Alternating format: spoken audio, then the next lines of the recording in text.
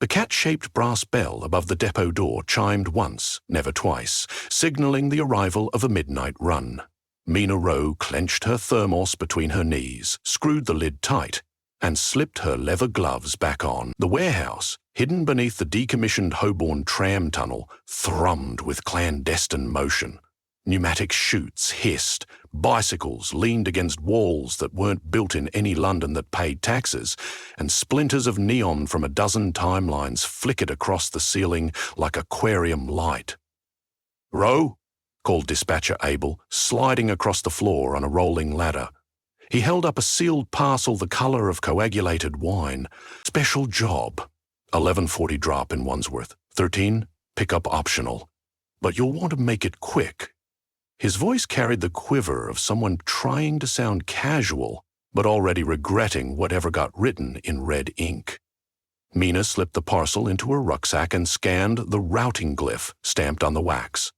The mark pulsed, a strobing Mobius knot, which meant hexalogical interference, potentially cursed, definitely expensive. Mortal couriers like to joke that after-hour express never saw daylight because the sun had opinions. Mina had lived 2 careers in normal London, paramedic then bike messenger, before a wrong turn through a soot-glazed alley led her to a green door that wasn't on any map. Since then, she'd delivered dream boxes, smuggled memories, even escorted a quantum love letter smouldering with ember script. The job made sense to her. Get in, get out, keep breathing. But cursed parcels charged hazard rates, and hazard rates meant rent paid. She checked her watch. 23:14. 14, which portal? She asked. "The Sumpter Lane door," Abel said, not meeting her eyes. "Keys already in the lock, and—" He swallowed. "Do not linger." They never lingered. Night air pressed damp and metallic against her cheeks as she sprinted her fixed gear along deserted streets, a drizzle of ghost rain from heavy clouds that didn't belong to this meteorological pattern scratched at her jacket. Traffic lights blinked amber. Pigeons watched from sodium lamps, like they answered to older gods. London slept unaware that every neglected side door, every dead-end mews, might open to a borough where Big Ben rang in iambic pentameter, or the Thames flowed counterclockwise. Sumter Lane squatted between a boarded fish and chip shop and a charity bookshop no inspector had visited since 1972. The forgotten door, sun-bleached larch, brass key protruding, looked mundane except for the faint sideways gravity tugging at her boots. Mina inhaled, exhaled, and turned the key. Brickwork rippled. She stepped through, and the air became sharp with chimney soot and belladonna. Wandsworth 13 wore perpetual dusk. Terraced houses leaned at impossible angles, like conspirators whispering across rooftops. The lamplight glowed navy, and iron railings dripped condensation that steamed when it hit cobbles. Mina pedalled 3 blocks to Anchorite Place, number 19, a boarded townhouse with a sigil nailed letterbox. She slid the parcel through the aperture. The wood swallowed it without a sound. Drop complete. She returned to the alley door. Normally, the key lived tethered to the jamb by an umbral ribbon. Now, only frayed ribbon dangled. She tried the knob. Locked.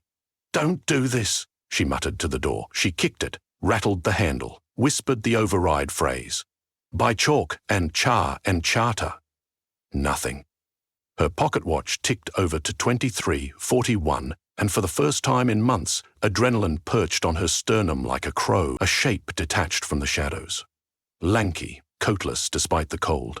He looked about 20, fractal tattoos running up his neck. "Door trouble?" he asked. "Company business," Mina said. He offered his hand. "Tarek, apprentice gridwright. I was told to meet the senior courier. That smell."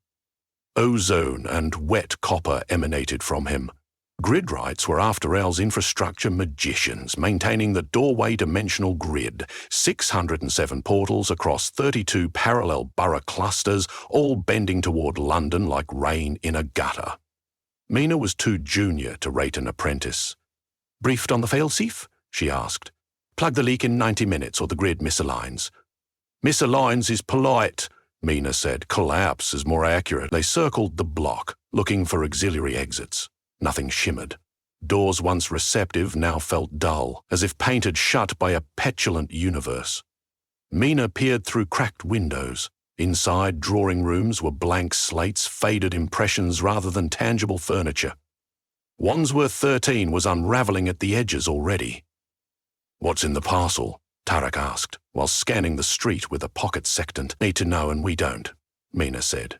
Though she'd glimpsed the tag, Item 7B Malison Thorn Reliquary, return to sender prohibited. Her gut told her the package wasn't just cursed, it was catalytic.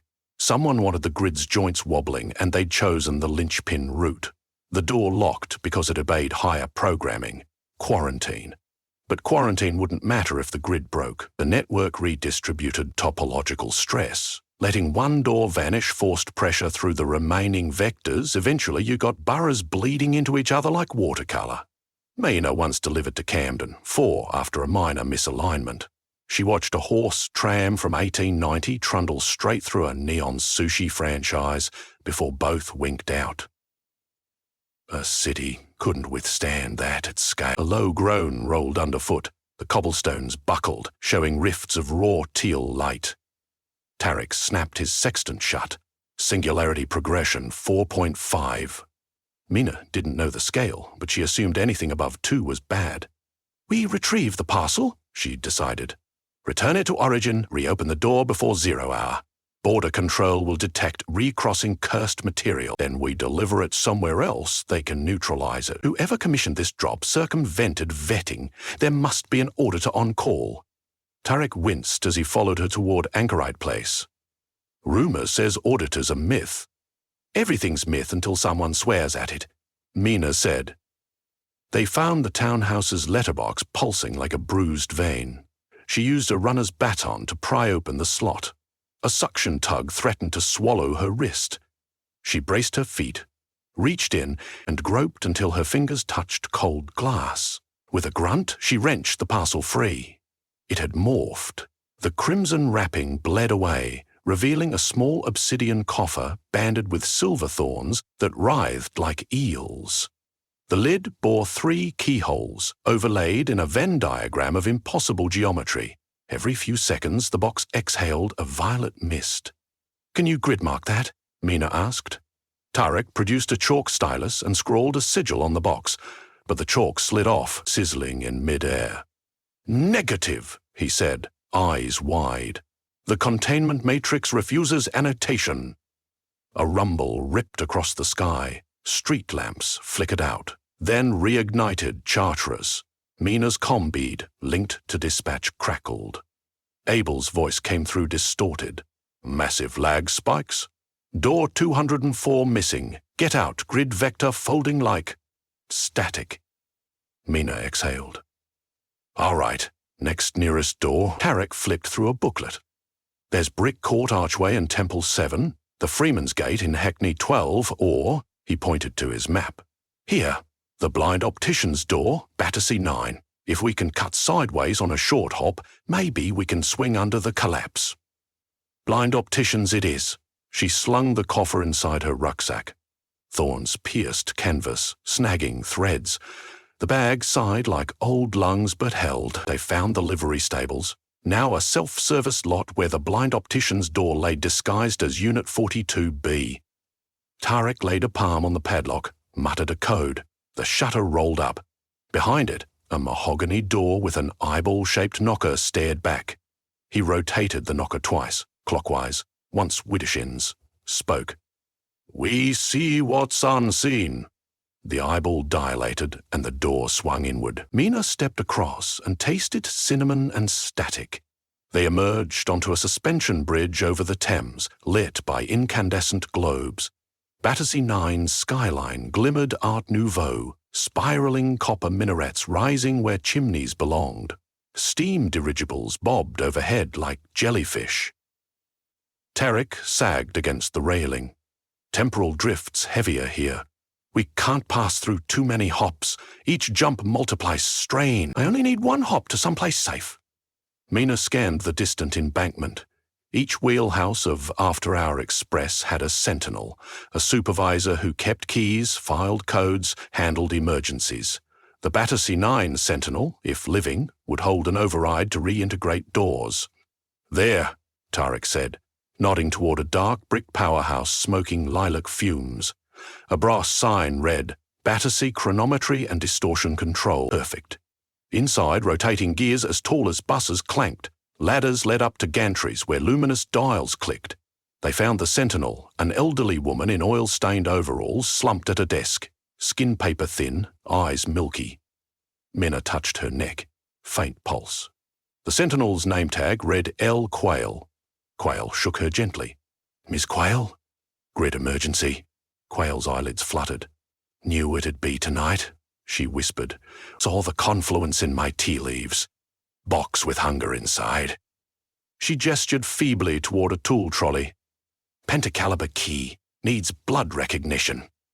Mina found a bone-handled device shaped like a tuning fork. She pricked her thumb on the thorn protruding from the coffer, pressed the bloody digit to the fork.